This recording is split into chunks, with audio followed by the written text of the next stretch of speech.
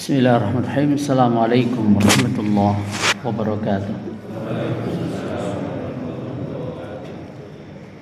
Alhamdulillahi rabbil alamin.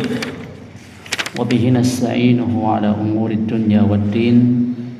Asyhadu an la ilaha illallah al-malikul haqqul mubin. Wa asyhadu anna Muhammadan abduhu wa rasuluh. Khatamul anbiya'i wal mursalin. Alaihi afdhalus salatu wa taslim wa ala alihi wa sahabatihi wa man tabi'ahum bi ihsanin ila yaumiddin. Amma ba'du. Bapak Ibu kaum muslimin muslimat, a'azzani Allah wa iyyakum. Marilah pertama kali kita memanjatkan puji dan syukur kepada Allah Subhanahu wa taala, dan juga menyampaikan salawat salam untuk Rasul kita Nabi Muhammad sallallahu alaihi wasallam,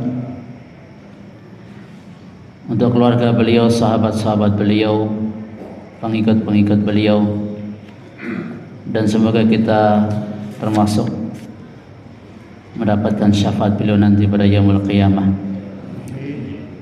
Bapak Ibu kaum muslimin wal muslimat, a'azzanillahu wa iyyakum. Pada malam hari ini kita akan melanjutkan kajian kitab Riyadhus Shalihin, masih membahas bab mujahadah. Hadis yang ke-12 dari Abu Firas Rabi'ah bin Ka'ab al-Aslami, pelayan Rasulullah sallallahu alaihi wasallam, wa min ahli Suffah radhiyallahu anhu, dan beliau termasuk ahlu Suffah, semoga Allah meridainya. Ia berkata, kuntu abitu ma'a Rasulillahi sallallahu alaihi wasallam. Aku pernah bermalam bersama Nabi sallallahu alaihi wasallam. Fa'atihi biwudu'ihi wa hajatihi. Lantas aku membawakan air wudu beliau serta kebutuhannya.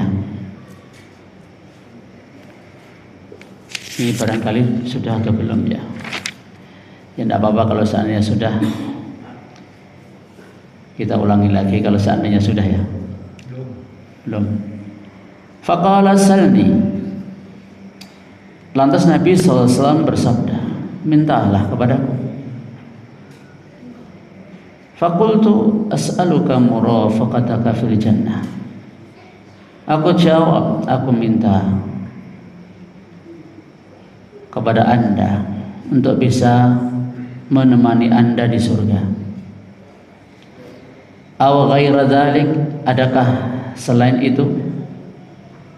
Wadaka, itu saja. Fa'inni ala nafsika bi kathratis sujud. Maka bantulah aku atas dirimu dengan memperbanyak sujud. Hadis sahih diriwayatkan oleh Imam Muslim. Bapak Ibu yang semoga dimuliakan Allah Subhanahu wa taala. Rabi'ah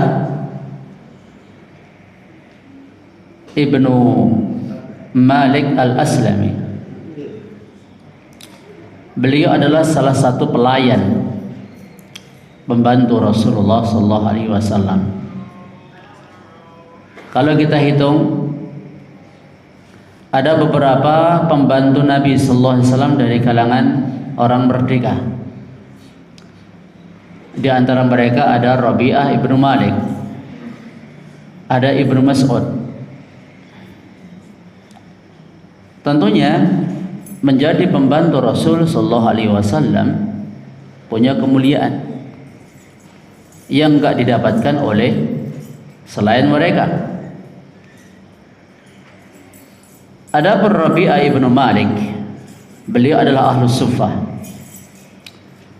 Siapa itu ahlu Suffah? Kaum lelaki kalangan muhajirin yang mana mereka berhijrah dari Mekkah ke Madinah, walaysa lahum ma'wan, namun mereka tidak punya tempat tinggal. Mereka tinggalkan kampung halaman, sanak saudara, handai tolan, pekerjaan, penghidupan, dan lain sebagainya di kota Mekah. Mereka tidak bawa apa-apa selain iman dan Islam. Dan di Madinah mereka tidak punya tempat tinggal. Maka Nabi Sallallahu Alaihi Wasallam menempatkan mereka di Masjid Nabawi. Wa kanu ahyanan, terkadang jumlah mereka itu nyampe 80 orang. Coba betapa di awal Nabi Sallallahu Alaihi Wasallam hendak membangun sebuah negara di kota Madinah. Ini tidak mudah. Satu sisi harus menempa keimanan para sahabat, mempersaudarakan Muhajirin dan Ansar, pun juga di sisi yang lain masih harus menanggung, memelihara, memikirkan nasib sahabat-sahabat beliau yang tak punya rumah, tak punya tempat tinggal. Mereka tinggal di masjid, tentunya membutuhkan pelayanan, membutuhkan segala sesuatu yang mencukupi kebutuhan mereka. Terkadang sejumlah itu, terkadang kurang dari itu. Maka para sahabat mereka bahu-membahu datang membawa makanan, susu, dan selainnya yang mereka sedekahkan untuk Ahlus Suffah. Ini solidaritas yang dibangun Nabi Sallallahu Alaihi Wasallam di antara para sahabat. Adapun kita bicara tentang sosok Rabi'ah ibnu Malik, yakhdimun Nabi Sallallahu Alaihi Wasallam. Beliau biasa melayani Nabi, ya'tihi biwudu'ihi wa hajatihi. Biasa menyiapkan air wudu dan keperluan-keperluan Nabi yang lain. Adapun keperluan yang dimaksud di sini enggak dijelaskan keperluan apa gitu loh. Tapi yang dimaksudkan kullu ma yahtajun Nabi sallallahu alaihi wasallam. Semua yang dibutuhkan Nabi alaihi salatu wasallam dia siap untuk melayani. Faqala lahu dzata yaum, suatu hari Nabi sallallahu alaihi wasallam berkata kepada Rabi'ah, "Sal, mintalah." Supaya apa? Nabi alaihi salatu wasallam bisa membalas kebaikan dan pelayanan yang atau khidmat yang dilakukan oleh Rabi'ah terhadap Nabi alaihi salatu wasallam.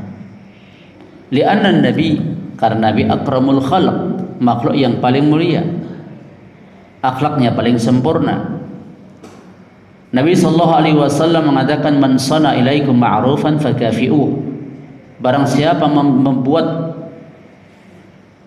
suatu hal yang ma'ruf, membuat suatu hal yang ma'ruf untukmu, maka balaslah. Balaslah.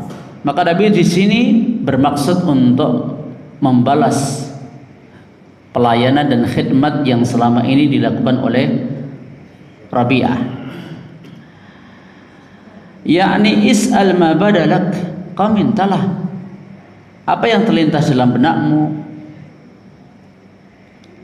Waqad yatawaqqal insan anna hadzal rajul sayas'alu malan. Mungkin yang ada di benak kita, oh si Rabi'ah ini mau minta harta barangkali. Namun ternyata apa? Yang diminta oleh Rabi'ah lebih tinggi daripada harta. Oh mungkin kedudukan? Tidak, ternyata yang diminta oleh Rabi'ah ini lebih tinggi daripada sekadar kedudukan, jabatan. Oh mungkin minta perkara-perkara duniawi. Ternyata yang diminta oleh Rabi'ah ini lebih tinggi daripada perkara-perkara duniawi, perkara akhirat yang diminta oleh Rabi'ah. Apa itu? As'aluka murafaqataka fil jannah. Aku minta kepada Anda untuk bisa menemani Anda di surga. Ya, ini nggak kontan, alias nggak bisa sekarang ditunaikan oleh Nabi SAW permintaan tersebut. Iya kan? Gimana Nabi mau memenuhi permintaan dari Rabi'ah ini? Nabi SAW tanyakan, adakah yang lain? Yakni autas al ghaira dzalik mimma yumkin an aquma bihi, atau kau minta yang lain yang aku bisa tunaikan. Kalau minta di surga bersama beliau kan nggak bisa Nabi SAW tunaikan, ya. Tapi kalau kau minta yang lain akan dipenuhi oleh Nabi SAW. Ternyata apa? Tidak ada permintaan yang lain. Masya Allah, betapa ikhlasnya Rabi'ah dalam melayani Nabi. Betapa kayis, cerdas Rabi'ah meminta sesuatu yang tidak terbayang dalam benak manusia.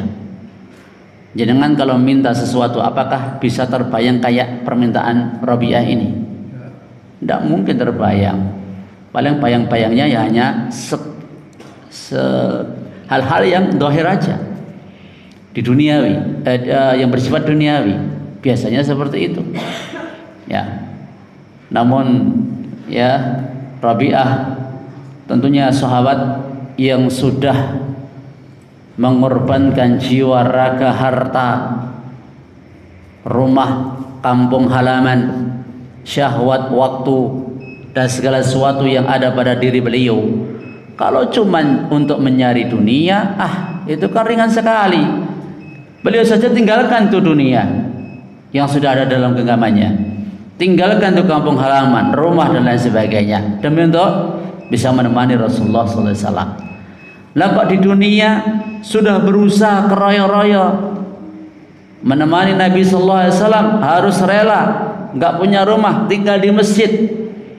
Kehidupan mereka banyak dibantu, disokong oleh sahabat-sahabat yang lain. Mosok ya, permintaannya cuman berkutat masalah dunia, harta dan sebagainya. Maka ini menunjukkan kualitas iman para sahabat, hasil didikan Nabi Sallallahu Alaihi Wasallam. Orientasi mereka bukan duniawi, mereka membantu, mereka menolong, mereka berbuat ihsan. Orientasinya adalah akhirat.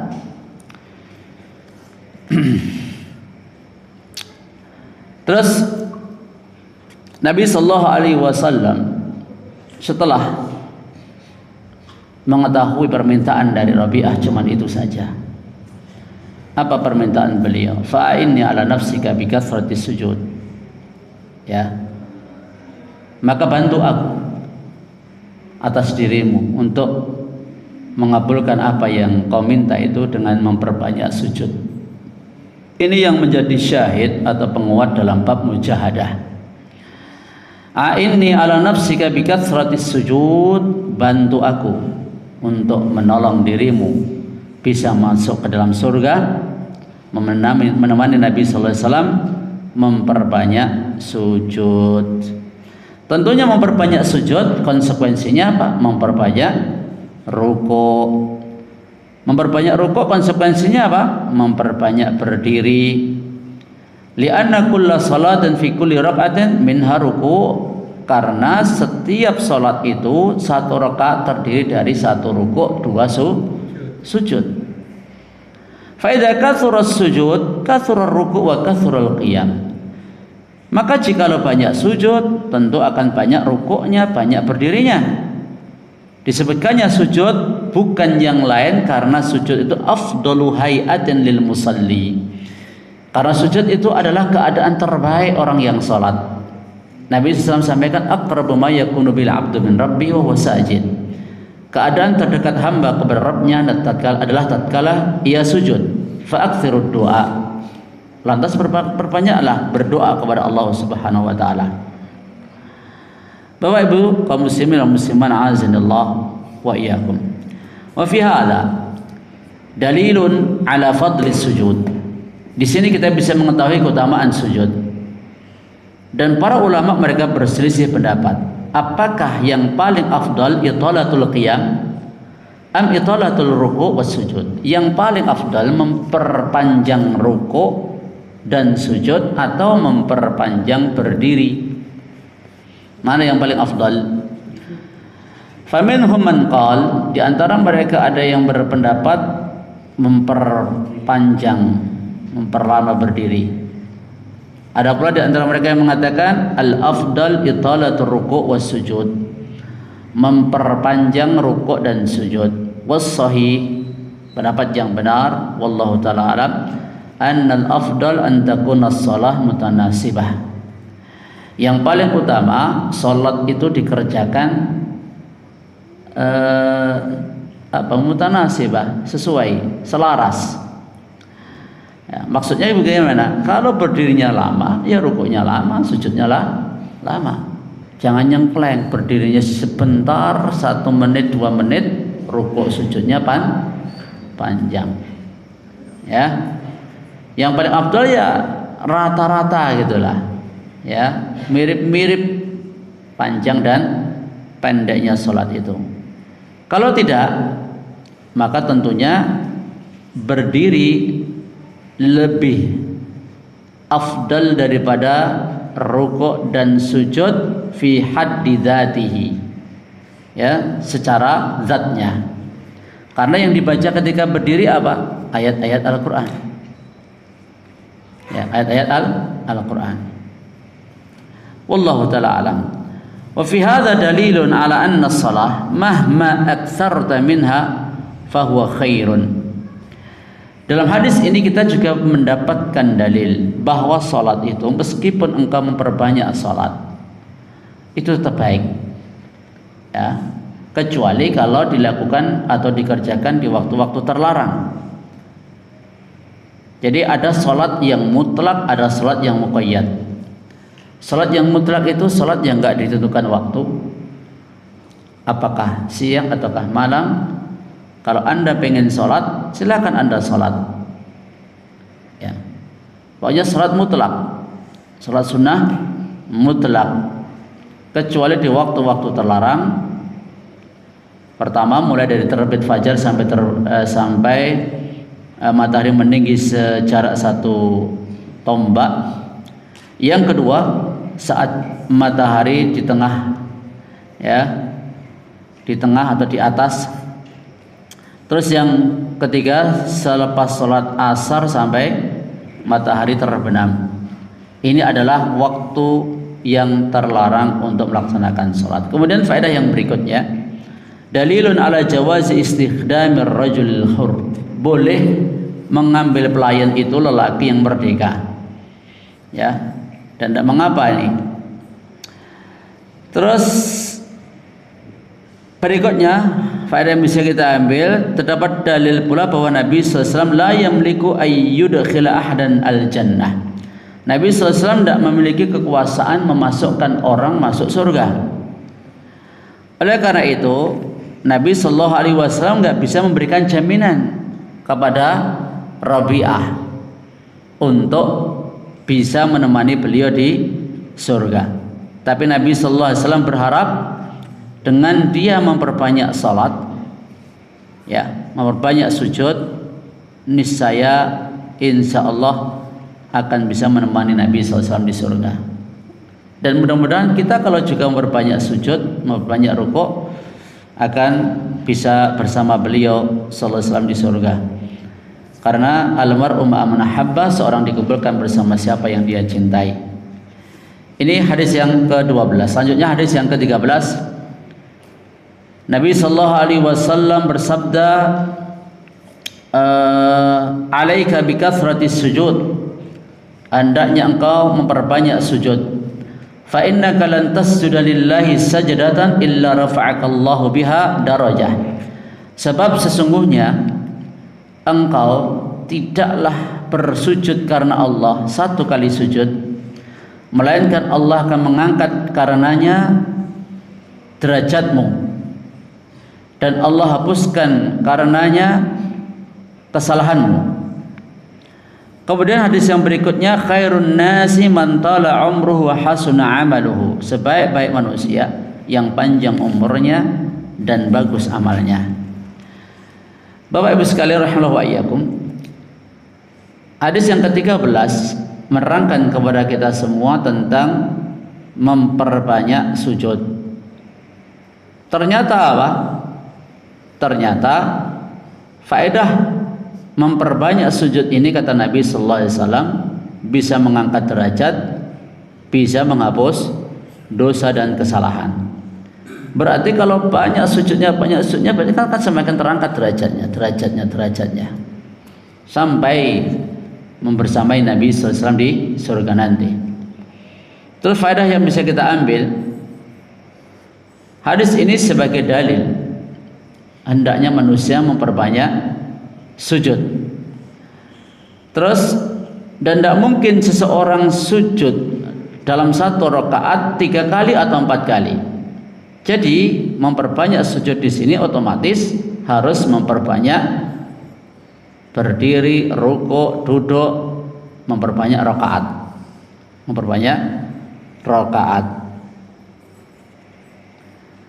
Terus faedahnya apa tadi? 1, mengangkat derajat. 2, dihapus kesalahannya. Adapun hadis yang ke-14, sebaik-baik manusia adalah yang panjang umurnya dan bagus amalnya. Sebaik-baik manusia yang panjang umurnya dan bagus amalnya. Maksudnya gimana? Wa hadha khairun nas. Lianna al-insan kullama tala umru fi ta'atillah zada qurban ila Allah wa zada rif'atan fil akhirah. Sebab manusia itu semakin lama usianya, umurnya semakin panjang dalam berbuat ketaatan kepada Allah, akan bertambah kedekatannya kepada Allah, bertambah pula derajatnya di akhirat. Lianna kulla amalin ya'maluhu, sebab setiap amal yang dia lakukan fi mazada fi umrihi, dalam sisa umur atau dalam tambahan umur yang dia miliki, itu akan mendekatkannya kepada Allah Subhanahu wa taala. Jadi sebaik-baik orang itu kalau diberi taufik oleh Allah kepada 2 hal ini. Apa itu? Umurnya panjang, amalnya baik. Tapi kalau kita tengok umurnya makhluk yang paling panjang itu siapa? Atau yang kita tahu ya, Iblis. Iblis itu dikasih umur yang panjang oleh Allah Subhanahu wa taala. Berapa umurnya? Ada yang tahu berapa umur iblis? Diberi tangguh sampai hari kiamat. Diberi tangguh sampai hari kiamat. Bukankah ia berdoa kepada Allah Subhanahu wa taala untuk ditangguhkan umurnya sampai yaumul qiyamah? Namun apakah menjamin umur yang panjang itu akan baik bagi iblis? Atau justru malah sebaliknya, madarat, keburukan bagi iblis itu sendiri?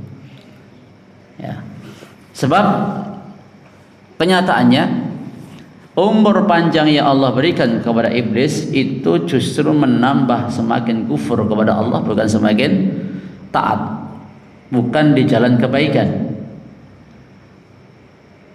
Maka dari itu, ketika Allah Subhanahu wa taala memberikan suatu nikmat kepada kita atau mengabulkan keinginan dan permohonan kita, itu tidak otomatis Allah sayang sama kita. Itu bukan berarti Allah Subhanahu wa taala memberikan keutamaan kepada kita. Bisa jadi itu istidraj dari Allah Subhanahu wa taala. Kaidahnya begini, setiap nikmat yang tidak menjadikan kita semakin dekat kepada Allah, setiap apa yang Allah berikan kepada kita tidak menjadikan itu untuk menggapai ridhonya Allah Subhanahu wa taala, itu nanti adalah bala. Itu adalah bala. Nabi kita Muhammad sallallahu alaihi wasallam umurnya panjang enggak? 63 tahun. Tapi umur 63 tahun ini mampu melampaui amalnya orang-orang yang umurnya ratusan tahun. Bukankah para nabi dan rasul diberi umur yang panjang selain Nabi Muhammad? Ada yang ratusan tahun. Nabi Nuh alaihi salatu wassalam 950 tahun dalam berdakwah. Dan nabi-nabi rata-rata umurnya di atas 100. Tapi Nabi Muhammad SAW sebagai penghulu mereka, Sayyidul Anbiya'i wal Mursalin, Sayyidu waladi Bani Adam. Ini apa rahasianya? Tidakkah kita ingin umur kita sebagaimana yang Nabi SAW miliki? Ini barokahnya nanti kita iman kepada Nabi SAW. Barokahnya kita ittiba kepada Rasulullah SAW. Amalnya mungkin gak seberapa, tapi karena kita ittiba kepada Nabi SAW, Allah jadikan amal kita bernilai tinggi. Ya. Ittabi'u wa la tabtadi'u faqad kufitum. Kamu ikutilah Nabi SAW, jangan berbuat bid'ah. Sudah cukup untuk kalian. Maka kalau kita umurnya pengen barokah, ikuti jejak Nabi kita Muhammad SAW. Ya, pelajari apa yang dahulu beliau pelajari dan amalkan. Demikian pula para sahabat radhiyallahu taala anhum. Abu Bakar As-Siddiq umurnya juga meninggal 63 tahun. Tapi beliau luar biasa barokah umur yang beliau miliki. Beliau menjadi manusia terbaik, penghulu para siddiqin, derajat di bawah para nabi dan rasul. Oleh karena itu Bapak sekalian, nanti akan ada bab setelah ini, bab memperbanyak amal soleh di usia tua kita. Terus Bapak Ibu rahimanallahu wa iyyakum wa azanallahu wa iyyakum. Cukup dulu ya. Iya ya, agak pedes-pedes gitu loh. Dari tadi belum, ya, tadi Abu Jari Bukhari terus sini. Demikian yang bisa saya sampaikan, mudah-mudahan bermanfaat. Wallahu taala alam bisawab. Nas'alullah al-afiyah wa tuqa wal afafa wal ghina wa ilman nafi'a wa amalan mutaqabbala wa qalban saliman wa tankhalis laqan karim wa subhanaka alhamdika asyhadu an la ilaha illa anta astaghfiruka wa atubu ilaik. Assalamualaikum warahmatullahi wabarakatuh.